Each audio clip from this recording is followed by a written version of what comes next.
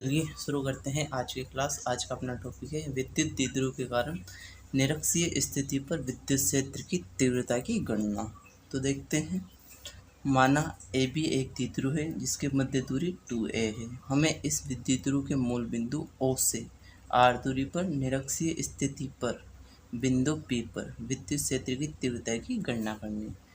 तो अपने पास क्या है, ए बी एक द्विध्रुव है जिससे आर दूरी पर बिंदु P पर हमें विद्युत क्षेत्र की तीव्रता की गणना करनी है। तो हम देखते हैं, माना कोई विद्युत आवेश Q note plus Q note लेके आते हैं जो बिंदु P पर रखा हुआ है, तो हमें इसकी तीव्रता की गणना करनी है। तो हम देखते हैं,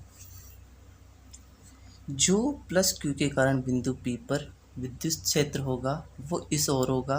कितना होगा, E वेक्टर प्लस Q होगा। जो बिंदु A है उसके कारण P पर विद्युत क्षेत्र होगा, यानी माइनस Q के कारण बिंदु P पर विद्युत क्षेत्र होगा, वो इस ओर होगा। कितना होगा, E वेक्टर माइनस Q होगा। क्यों होगा, क्योंकि जो माइनस आवेश है वो प्लस आवेश को अपनी ओर आकर्षित करेगा और जो प्लस Q आवेश है वो प्लस Q आवेश को दूर धकेलने का प्रयास करेगा। तो हम क्या करते हैं, जो ये विद्युत क्षेत्र है इसको हम घटकों में विभाजित कर देते हैं, मतलब साइन थीटा और कोस थीटा के रूप में लिखते हैं। तो हमें जो है प्लस Q के कारण बिंदु P पर विद्युत क्षेत्र जो प्राप्त होता है वो ऊपर की ओर होता है, क्योंकि प्लस Q क्या है, ऊपर धकेलेगा। तो वो होगा E plus Q sine theta. ऐसे ही हमें माइनस Q के कारण जो बिंदु P पर साइन का घटक प्राप्त होगा वो नीचे की ओर प्राप्त होगा। क्यों प्राप्त होगा, क्योंकि ये अपनी ओर इसको क्या है, आकर्षित करेगा। तो ये प्राप्त होगा E minus Q sine theta. ये दोनों परिमाण में समान होते हैं तथा दिशा में विपरीत होते हैं। ये ऊपर है ये नीचे है, तो एक दूसरे को क्रॉस कर देते हैं, मतलब दोनों एक दूसरे के प्रभाव को नष्ट कर देते हैं। अब हम देखते हैं कोस वाला घटक। प्लस क्यू के कारण बिंदु P पर हमें कोस का घटक इस ओर प्राप्त होता है। कितना प्राप्त होता है, E plus q cos theta. क्यों, कैसे प्राप्त होता है, क्योंकि प्लस क्यू को अपने से दूर की ओर धकेलेगा। इसी प्रकार हमें जो माइनस क्यू होता है उसके कारण बिंदु P पर विद्युत क्षेत्र प्राप्त होता है, वो होता है कितना, E minus Q cos theta. क्यों प्राप्त होता है, क्योंकि minus Q plus Q note को अपनी ओर आकर्षित करता है, तो वो इस ओर होगा। ठीक है, अब हम देखते हैं, ये दोनों दूरी ए थी और ये वाली दूरी आर थी, तो हमें इस दूरी की ज़रूरत होगी, तो हम इसको निकाल देते हैं पाइथागोरस प्रमेय से, जो आती है r square plus a square. Pythagoras प्रमेय आपको पता होगा, कर्ण का स्क्वायर बराबर आधार का स्क्वायर प्लस लंब का स्क्वायर। तो ये आधार और ये लंब और ये कर्ण हो गया, तो कर्ण का स्क्वायर आधार के स्क्वायर और लंब के स्क्वायर के बराबर, वर्ग के बराबर हो गया। ठीक है, देखते हैं करके, तो आपको चित्र समझ में आ गया होगा। तो देखते हैं, तब द्विध्रुव के कारण विद्युत क्षेत्र की तीव्रता E vector plus Q E vector minus Q प्राप्त होती है, जिसको घटकों में विभाजित करने पर, मतलब घटकों में तोड़ने पर हमें लंबवत और क्षैतिज घटक प्राप्त होते हैं। ये वाला लंबवत घटक प्राप्त होता है और ये वाला क्षैतिज घटक प्राप्त होता है।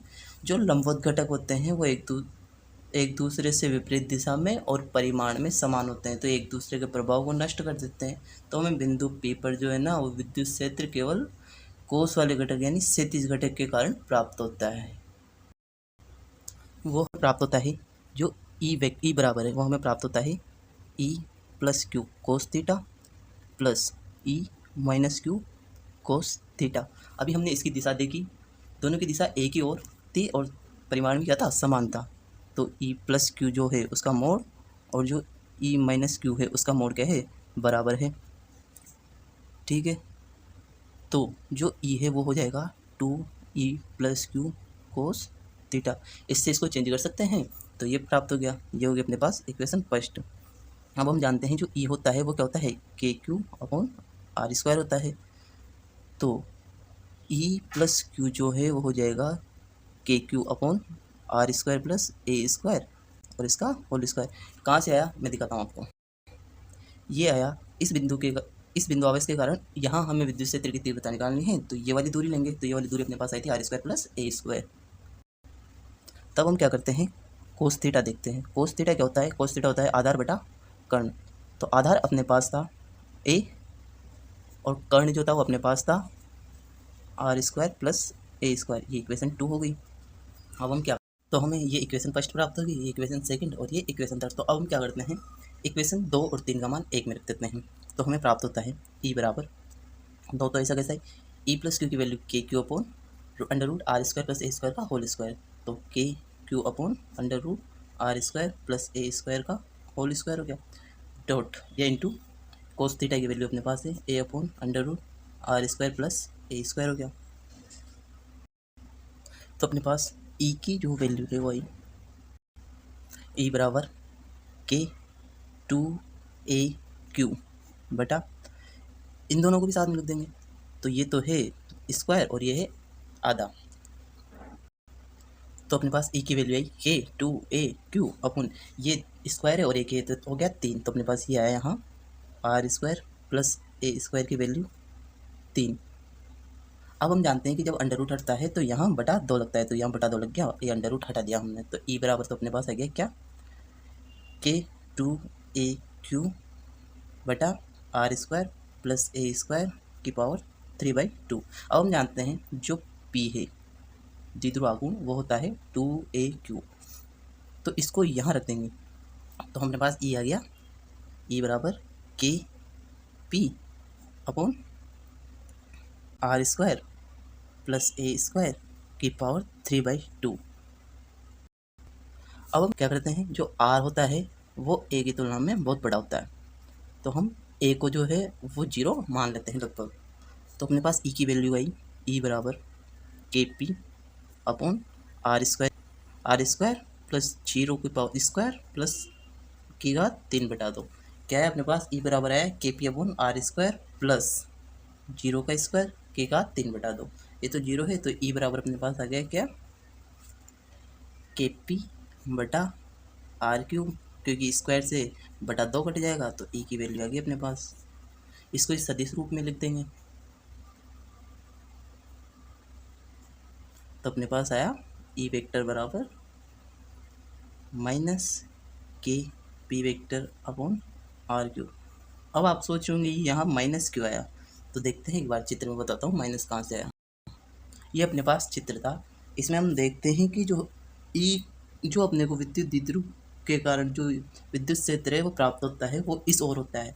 हम मानते हैं कि जो ये है रेखा उसके इस ओर का भाग, ये वाला भाग माइनस में आता है, ये वाला प्लस में आता है। चूँकि अपना मान इस ओर का आया है तो अपन यहाँ पे वहाँ पे क्या लगाया, माइनस लगाया, इसलिए अपने पास वैल्यू सदिश रूप में माइनस में आई। चलिए आपकी सुविधा के लिए एक बार फिर से देखते हैं। माना ए बी एक द्विध्रुव है जिसकी मध्य दूरी 2a है। हमें इस द्विध्रुव के मूल बिंदु O से r दूरी पर डायरेक्ट से स्थिति पर बिंदु P पर विद्युत क्षेत्र की तीव्रता की गणना करनी। हमें क्या करना है, कोई द्विध्रुव ए बी है उससे r दूरी पर बिंदु P पर विद्युत क्षेत्र की तीव्रता की गणना करनी है। तो देखते हैं, तब द्विध्रुव के कारण विद्युत क्षेत्र की तीव्रता ई वेक्टर प्लस क्यू होगी, ई वेक्टर माइनस क्यू होगी। इसके कारण तो होगी ई वेक्टर प्लस क्यू ये वाली, ये वेक्टर माइनस क्यू होगी इसके कारण जो होगी ये वाली।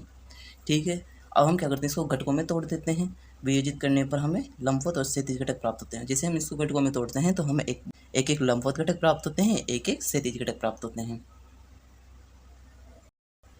जो लंबवत घटक होते हैं वो दिशा में विपरीत होने के कारण एक दूसरे के प्रभाव क्या करते हैं, नष्ट कर देते हैं, चूँकि वैल्यू उनकी भी बराबर होती है। और बिंदु P पर विद्युत क्षेत्र की तीव्रता केवल क्षैतिज घटकों के कारण उपलब्ध होती है, मतलब केवल हमें क्षैतिज घटकों के कारण विद्युत क्षेत्र की तीव्रता देखने को मिलती है, जो होती है ई बराबर ई प्लस क्यू कोस थीटा, जो प्लस क्यू आवेश के कारण है, E minus Q cos theta, जो माइनस क्यू आवेश के कारण है।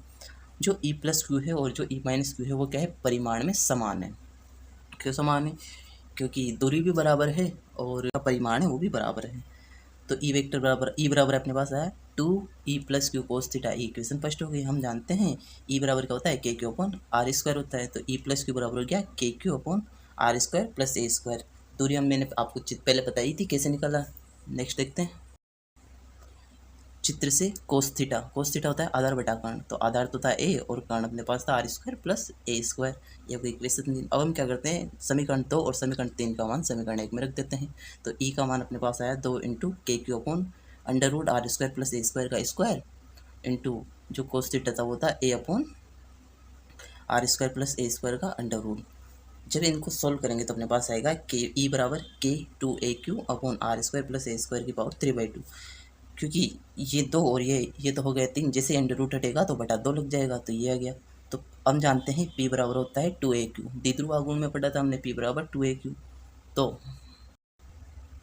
जो E है वो हो गया KP/r² प्लस a² की पावर 3/2। अब हम जानते हैं जो R है वो A से क्या है, बहुत छोटा है, क्योंकि हम जानते हैं द्विध्रुव में जो दूरी होती है वो न्यूनतम होती है, और हम जिस बिंदु पे निकालनी होती है तीव्रता वो बिंदु कुछ ना कुछ दूरी पे होता है, तो हम A को क्या है 0 मान लेते हैं लगभग। R की तुलना में A क्या हो जाता है 0 हो जाता है, तो E आता है अपने पास KP/r² प्लस 0 की स्क्वायर की पावर 3/2। 2 से 2 कट गया तो हमारे पास E आया KP/r³ सदिश रूप में लिख देंगे, तो E वेक्टर माइनस KP/r³। अब माइनस आया यहाँ कैसे, जब हम देखते हैं कि जो लंबवत दूरी होती है उसके इस ओर की जो वैल्यू होती है वो ऋणात्मक होती है, और इस ओर की जो वैल्यू होती है वो धनात्मक होती है, तो माइनस आ गया। देखते हैं नेक्स्ट। अब अपने पास कुछ स्पेशल केस है, देखते हैं क्या क्या है। पहला है, अक्ष पर विद्युत क्षेत्र की तीव्रता उतनी ही दूरी पर निरक्ष की तुलना में दुगनी होती है। जो हम अक्ष पर विद्युत क्षेत्र की तीव्रता निकालते हैं और निरक्ष की तुलना में होती है डबल होती है, यानी ई अक्ष जो होता है वो 2E निरक्ष होता है, और जो ई अक्ष अपन ई निरक्ष निकालते हैं वो उसका अनुपात आता है 2:1। सेकंड केस है, अक्ष पर विद्युत क्षेत्र विद्युत द्विध्रुव आघूर्ण के समांतर होता है, जबकि निरक्ष पर विद्युत क्षेत्र विद्युत द्विध्रुव आघूर्ण के प्रति समांतर या विपरीत होता है। इसके तो समांतर होता है और इसके प्रति समांतर यानी उल्टा होता है। ठीक है, अक्ष पर तो होता है समांतर और निरक्ष पर होता है प्रति समांतर यानी विपरीत। यदि बिंदु P r θ पर स्थित हो तो ER θ होगा KP/r³ 3 cos² θ +1। ये स्पेशल केस है, याद रख लेना, आता है।